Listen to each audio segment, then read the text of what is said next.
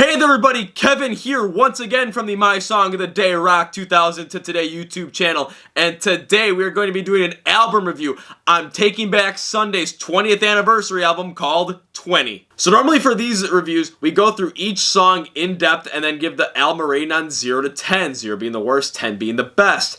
Now, this is going to be a little bit different because it is a compilation album celebrating Taking Back Sunday being a band for 20 years. So what we're going to do is take the previous release songs and group them together by album and take a look at why the band picked those songs and kind of what impact they had. There are 2 new releases which we will go fully in depth on with those songs, and then we will give the album a rating on 0 to 10, 0 being the worst, 10 being the best, keeping in mind that this is a compilation album and most of these songs have been previously released. So without further ado, let's go! Alrighty, so going through each Taking Back Sunday album and the songs they put on here, we have to start with their first one, Tell All Your Friends, which came out in 2002. The band put 3 tracks on there, and all 3 tracks sound very pop punky and very consistent with the pop punk genre and sound around the year 2002. The songs I listened to were very similar to styles that you would hear from Sum 41 or from New Found Glory.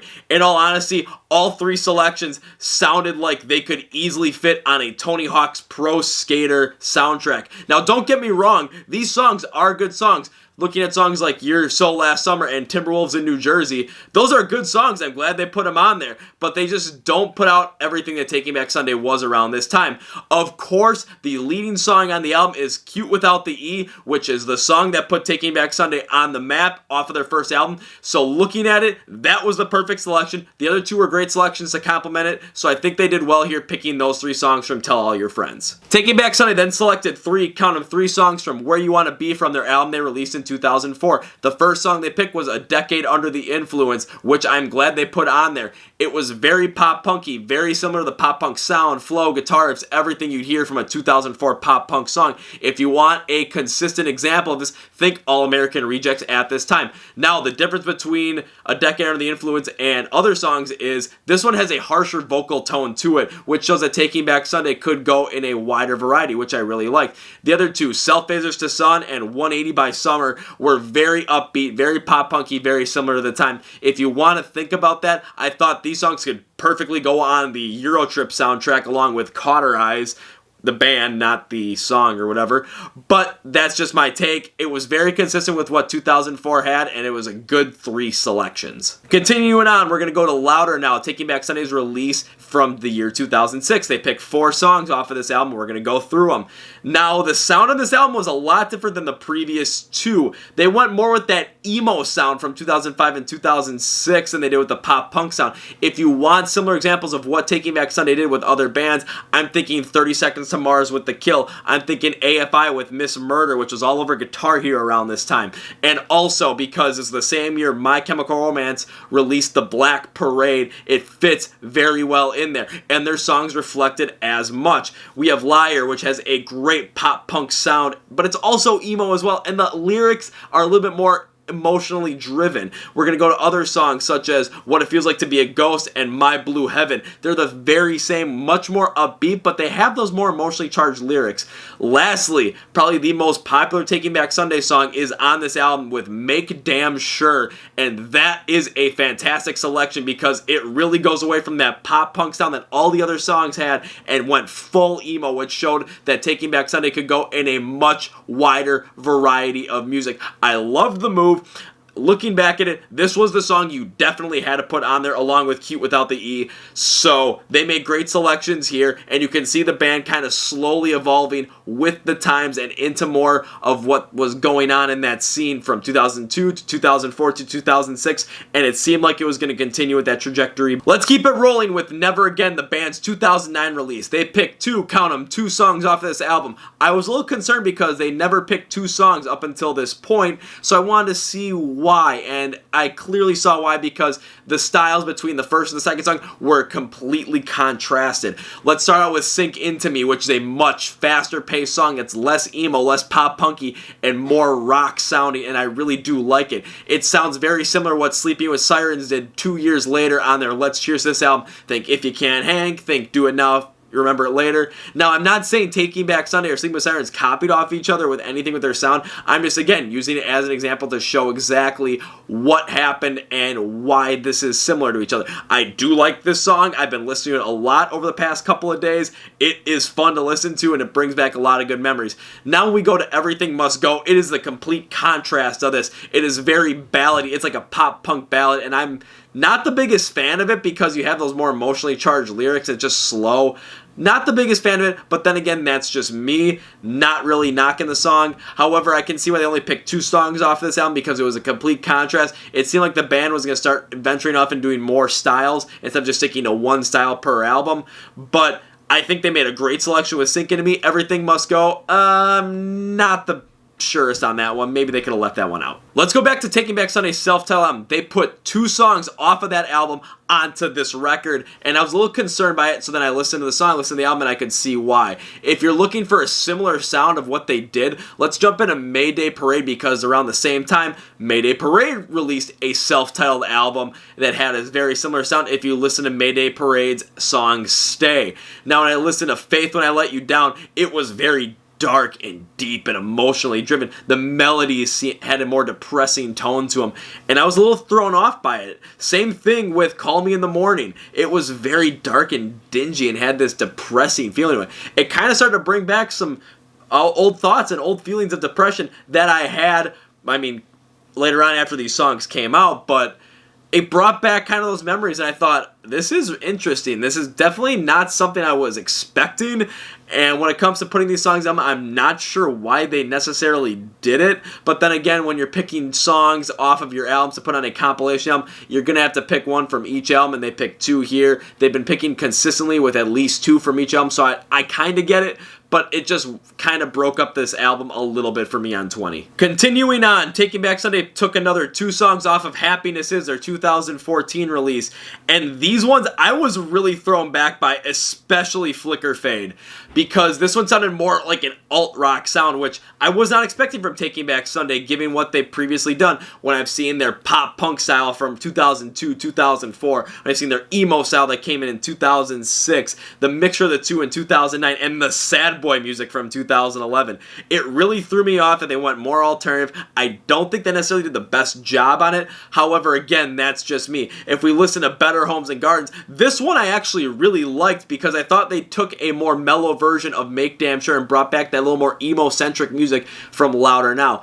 Again, I was kind of thrown off by their selections. I really did like Better Homes and Gardens a lot more than Flicker Fade. I thought Flicker Fade was kind of but I'm glad they chose the second one, Better Homes and Gardens, on this album. I thought it was a good selection for 20, and then you go into the last album they released. Looking at Tidal Wave, the release in 2016, and the 3 songs they picked from it, I was thrown off by it a little bit, mostly because when I listened to the songs, they sounded like a 1990s alternative band, especially sounding like Third Eye Blind here. If I listen to Tidal Wave, I listen to You Can't Look Back and Call Come Running, it sounded a lot like 90s alternative, and I just couldn't get my mind off it. So let's put it this way. In this album, Taking Back Sunday really showed us that they were trying to get away from that pop-punk sound, that emo sound, and trying to go in a different direction, showing that they could.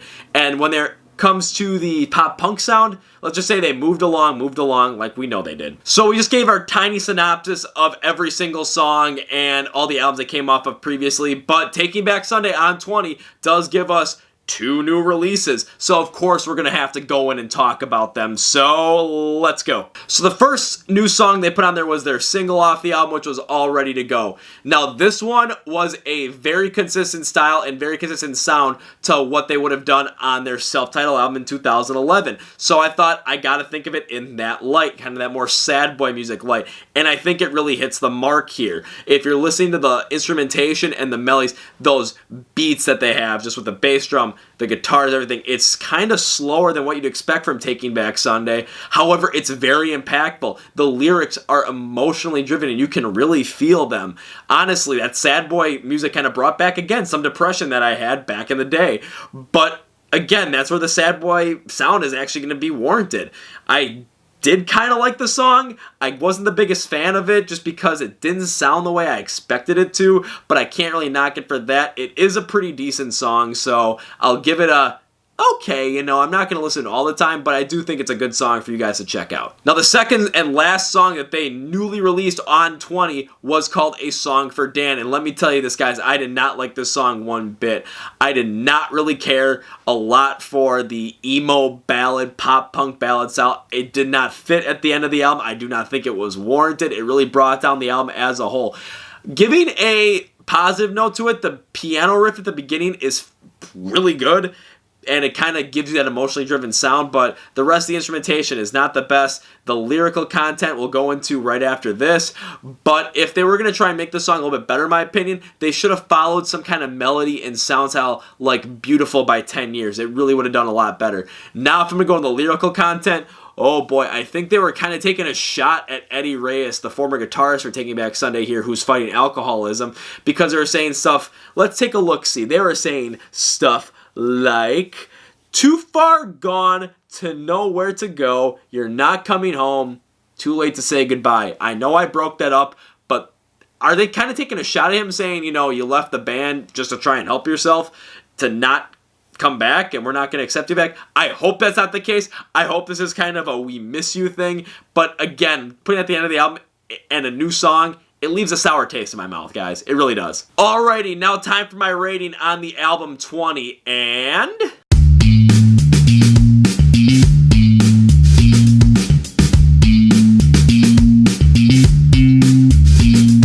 I'm going to give 20 a 3 out of 10. Now, please hear me out, Taking Back Sunday fans. For the 19 out of 21 songs that they previously released already that they put on this compilation album, I am not bashing the band for whatsoever. This is because, again, it's a compilation album celebrating 20 years of Taking Back Sunday. If I'm going to review those songs, I'm going to review them and do an album review. I'm going to review them as the album that they came out on, not on a compilation album. Usually when it comes to compilation albums, I'm going to run them straight down the middle, and I'd give them a 5 out of 10 because, you know, you're doing your best, you're doing your job, along with the fact that you have streaming services that most people listen to music off of, or if you still listen to MP3s like I have on my stuff because I like my stuff, that's just how I do's it, or, you know, if you're listening on YouTube or something, I don't mind, but it's just I'm not going to reuse and say, oh, this is a great album because they have all their greatest hits on there. No, you're going to run straight down the middle and give it a 5 out of 10. However, where my 3 out of 10 comes in, comes with the 2 new releases. And let's just say, not the biggest fan of them. If I listen again to All Ready to Go, it just kind of doesn't sound like it would be a greatest hit for the band. It just doesn't fit the mold, honestly. It is a good song, but it just doesn't fit that mold. A Song for Dan, though, is the one that really brought it down for me because, again, it just leaves that sour taste in your mouth after you listen to all their greatest hits, and then you get that. And it's kind of, you know, it seemed like they were taking a shot at their old guitars. I hope to God they weren't. Honestly, I hope to God they weren't. I hope that what they were doing was, you know, something similar to Disturbed did with A Reason to Fight, where, you know, you're trying to do something to someone else in your life, trying to pick them back up. But it just doesn't sound like that, especially given their history. So it just left a sour taste in my mouth. Again, if I'm looking at a greatest hits album, I'm going to give it a straight 5 out of 10, but there are 2 new songs in there. So I kind of had to look at that, and it really brought down their greatest hits album. However, Taking Back Sunday is a great band, as you can see from, you know, being around for 20 years and having legions of fans. So yeah, that's kind of our rating. Alright, that's it for us. Thank you for watching the My Song of the Day Rock 2000 to Today album review on the Taking Back Sunday 20th Anniversary 20 Years in Music Compilation Album 20. If you like the video, dislike the video, or want to comment to tell us what the hell we did wrong or what the hell we did right, hit up that comment section below. Give us a like, give us a dislike, whatever you feel like. If you comment, we'll talk to you guys. If you want to watch more of our videos and stay up to date when we release new videos every Wednesday, maybe a special one coming sometime soon, hit that subscribe button to subscribe to our channel and that bell icon, because then you'll get notified anytime we put out a new video. It's great. Check it out. If you are not following us on any of our social media platforms such as Facebook, which I got there, we got Twitter right there, and Instagram right there. What are you guys doing? I put out great content on all those platforms. Go check us out. It'll be awesome.